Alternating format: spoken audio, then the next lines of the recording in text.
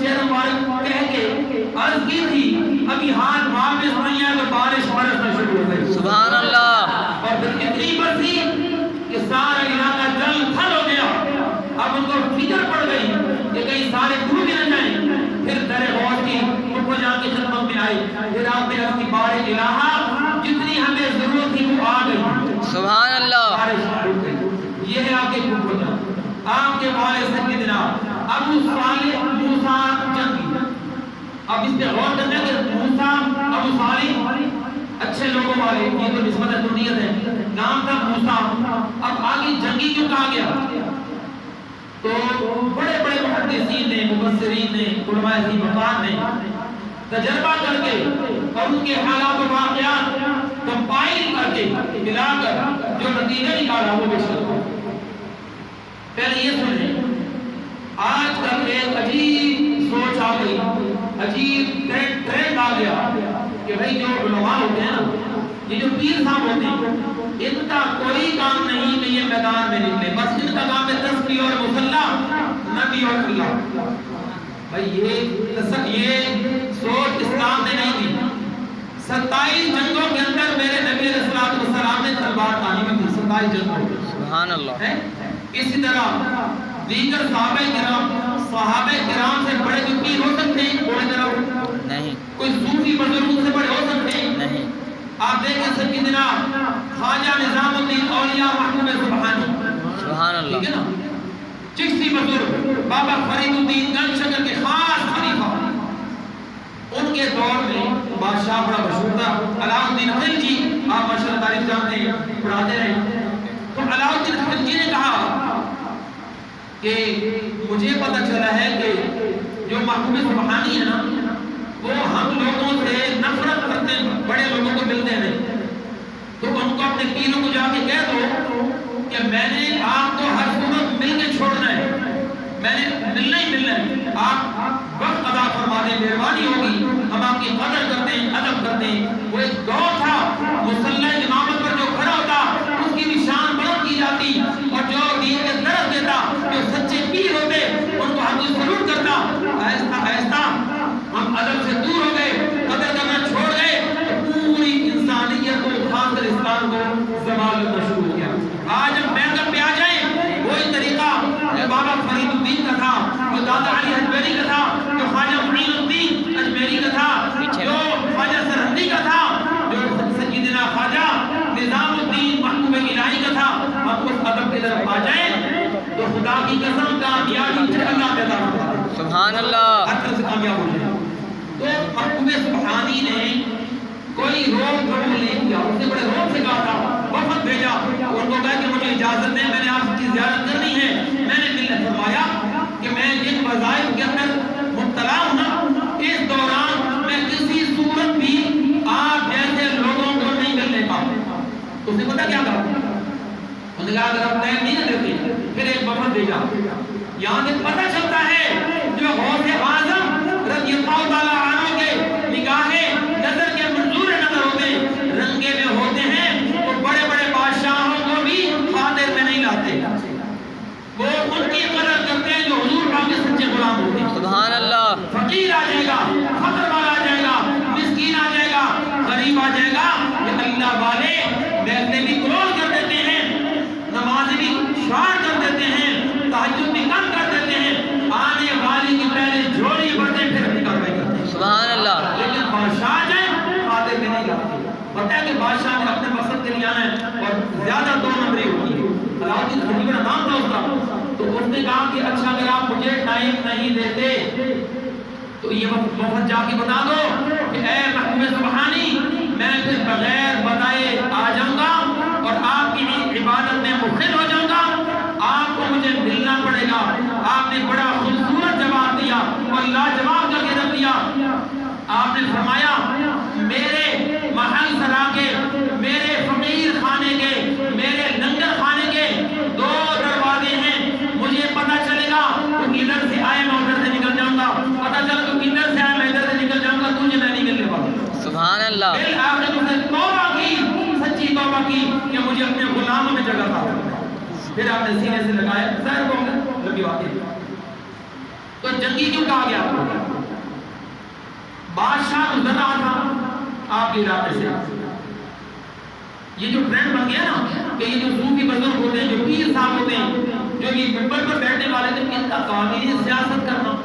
بھائی علامہ شاہ احمد نورانی 18 زبانوں پر اردو رکھتے تھے اور اتنے بڑے عالم، انگلش کے ماہر، ڈبل پی ایچ ڈی اور پتہ نہیں کتنے علوم پر دست اور کتنے لاکھ انہوں نے دنیا میں مسلمان کیا. سب کو علم ہے، قرآن لوگ جانتے ہیں.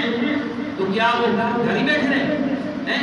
تو کیا خوبصورت شعر کا علامہ اقبال رحمۃ اللہ نے کہ جب وقت جہاد آیا تو پیر صاحب مسلح پہ بیٹھ گئے، تصویر کھلانا شروع کر دی. نہیں بھائی، جیسا وقت ہوتا ہے اس کے مطابق عمل اللہ قبول فرماتا ہے. بہتر سیدنا ابو صالح موسیٰ جنگی نام اس لیے ان کا پڑھا کہ بادشاہ کا قافلہ گزرا تھا اور ہر گھوڑے پر 3 مٹکے رکھے گئے تھے. اب مٹکے بند تھے، یہ بادشاہ کو پتا، یہ لانے والوں کو پتا ان مٹکوں کے اندر کیا ہے.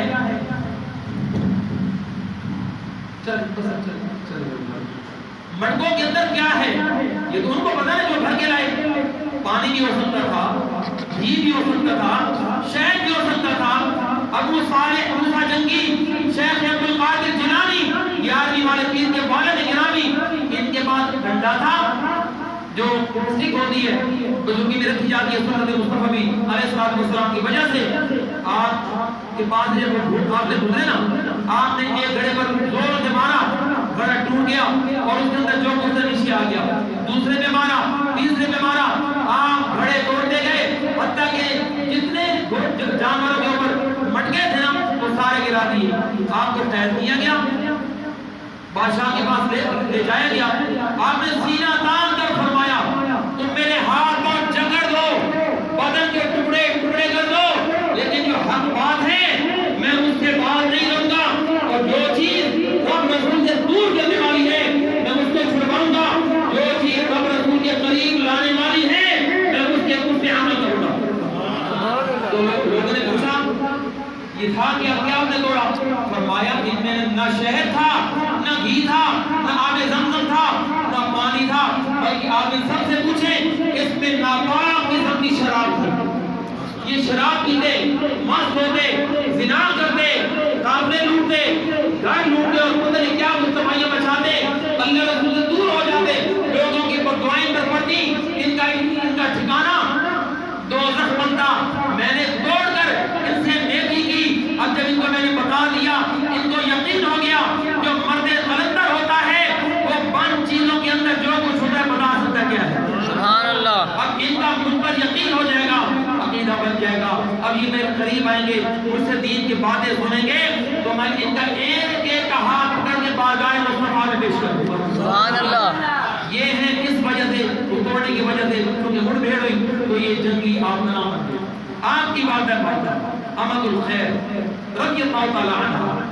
آپ فرماتی ہیں کہ جب میرے شکم اطہر میں میرا یہ بیٹا جن کو آج غوث پاک کے نام سے دنیا جانتی ہے، فرماتی ہے میں گھر سے نکلتی تو جس طرح رسول صلی اللہ علیہ وسلم کی اماں جان پر بادل سایہ کرتا تو میرے پر بھی بادل سایہ کرتا اور مجھے کہتا اے 11ویں والے پیر کی والدہ یہ تجھ پر بھی سایہ ہو اور تیرے پیٹ میں جو اس پر بھی سایہ ہو. سبحان اللہ. یہ شان غوث اعظم ہے.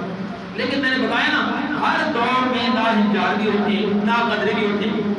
ایک بہت بڑے کامل عالم فاضل لیکن عالم ہو اور اس میں آ جائے عقل، اس میں آ جائے غرور، اس میں آ جائے تکبر تو پھر علم سے اس کو نفع نہیں ہوتا، علم نافع نہیں بنتا بلکہ وہ اس کے لیے خسارے کا اور تباہی کا باعث بن جاتا ہے. تو ان کا نام تھا حضرت یحییٰ نجار. اور یہ واقعہ لکھا کس نے؟ یہ عام لوگوں کا نہیں لکھا ہوا، حدیث شریف کی کتاب ہے مشکوٰۃ المصابیح، اس کی شرح لکھی ہے حضرت اللہ علی قاری رحمۃ اللہ نے. اتنے بڑے محدث سچے دور کے انہوں نے اس طرح کے بڑے بڑے واقعات لکھے اور بھی دینی سیرت کی کتب کے اندر چیزیں موجود ہیں. سنیں حضرت یحییٰ بن نجار ان کو اپنے علم پر، اپنے تقوی پر اور دیگر اپنے تمام علوم پر دست ہونے کا بہت زعم تھا. سوچتے تھے کہ مجھ جیسا کامل کوئی نہیں ہے، مجھ جیسا عالم فاضل کوئی نہیں ہے۔ آج کے دور میں بھی اکثر علماء کو، پیروں کو، جاہل پیروں کو یہ ذوق اٹھایا جا رہا ہے، بجائے لوگوں کو جوڑنے کے دین سے دور کیے جا رہے ہیں۔ اور وہ اپنے مریدوں کو کیا کہتے ہیں کہ خیال رکھنا کوئی بھی بزرگ آئے نہ اٹھنا نہ نعرہ لگانا، لیکن جب میں آ جاؤں تو کھڑے بھی ہونے، نذرانے بھی دینے اور نعرے بھی لگانے۔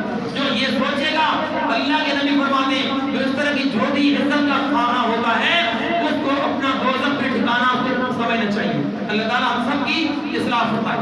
بس میں بات مکمل کروں تو حضرت یحییٰ بن نجاح اپنے دور کے بہت بڑے عالم اور کامل واقعات تھے، نام کے نہیں تھے، تو ان کو لوگوں نے فرمایا کہ شیخ عبد القادر جیلانی قطب ربانی غوث سمدانی رضی اللہ تعالیٰ عنہ جب خطبہ ارشاد فرماتے ہیں آپ کی زندگی میں آپ مشاہدہ کریں نا، آپ کی کتاب مبارک پڑھیں، بنیۃ الطالبین، باجۃ الاسرار، کشف اولیاء، مراتب اولیاء، تو لگ پتہ جائے گا کہ ہم جس غوث اعظم کی رضی اللہ عنہ کے نام کی چھوٹی سی بیانی بنا کے ہم سمجھتے ہیں کہ حق ادا کر دیا، غلامی غوث اعظم کا نہیں، بھائی نہیں، انہوں نے جو کمالات کیے، جو انہوں نے عبادتیں کی، جو انہوں نے مجاہدے کیے، جس نے 40 سال عشاء کے وضو سے فجر کی نماز پڑھی ہو، سبحان اللہ، سبحان اللہ، ہم اور تو نہیں کچھ کر سکتے، ان کی شان پہ بلند زبان سے سبحان اللہ کہہ سکتے ہیں، سبحان اللہ، سارے کو سبحان اللہ، سبحان اللہ۔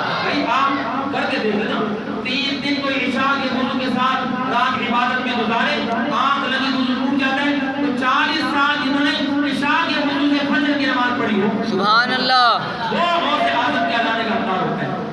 تو یحییٰ بن نجاح آ گئے، کہنے لگے اے میرے مریدوں، ان کے بھی مرید تھے، ان کے بھی شاگرد فاضل بہت ان کے، کہنے لگے کہ میں نے سنا ہے کہ شیخ عبد القادر جیلانی پیاری والے سرکار کا جب وہ بیان فرماتے ہیں نا، نماز فجر کے بعد درس قرآن، ظہر کے بعد درس حدیث، عصر کے بعد درس فقہ، ہفتہ بھر ہی ہوگا، اور باقاعدہ طور پہ جو عالم کورس ہوتا ہے جس کو درس نظامی کا نام دیے 12 سالہ، اس وقت 14 سال 12 سال کا ہوتا تھا، تو وہ بھی سارا دن پڑھاتے تھے، اور اتوار کو اور جمعرات کو اور منگل کو مغرب کے بعد اور جمعرات اور اتوار کو نماز فجر کے بعد کافی لمبا چوڑا درس ہوتا تھا، شان آتے تھے، تو لوگ پتہ کتنے ہوتے تھے؟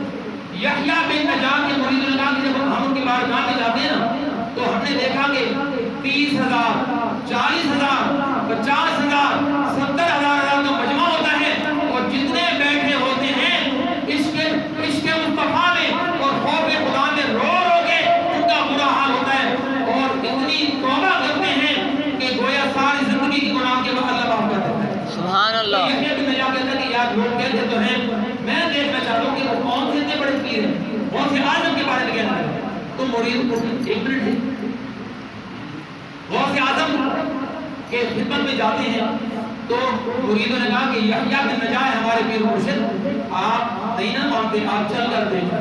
یحییٰ بن نجاح غوث اعظم بیان فرما رہے، سامنے بیٹھ گئے اور اوپر خطاب کر لیا تاکہ لوگ یہ لگے کہ اتنا بڑا عالم فاضل یہ خود یہاں پہ سیکھنے آئے بیٹھے، درس غوث اعظم سننے آئے بیٹھے، تو حضور غوث پاک نے درس شان خدا پر ایک بات کی، 3 باتیں جب کر لی نا تو اس کے آنکھوں سے آنسو نکلے، جب شان مصطفیٰ بیان کی، 2-3 باتیں بیان کی، تو اس نے اس کے دل نے مہر لگا دی صداقت کی کہ واقعتاً جو بات یہ فرما رہے ہیں اصل باتیں یہی ہیں، میرے پاس جو غلط ہے، سبحان اللہ، یعنی دل سے غلامی تسلیم کر لی، نقاب نیچے ہٹا لیا، دل نے کہا، دل میں تکبر تھا علم کا، دل نے کہا کہ لوگ کیا کہیں گے، تو کہنے لگا جو بھی کہتے ہیں کہیں، آج فائدہ ہے غوث اعظم کا کرم ہو رہا ہے، ساری جھولیاں بڑھ رہی ہیں، میں کیوں کھانے جاؤں؟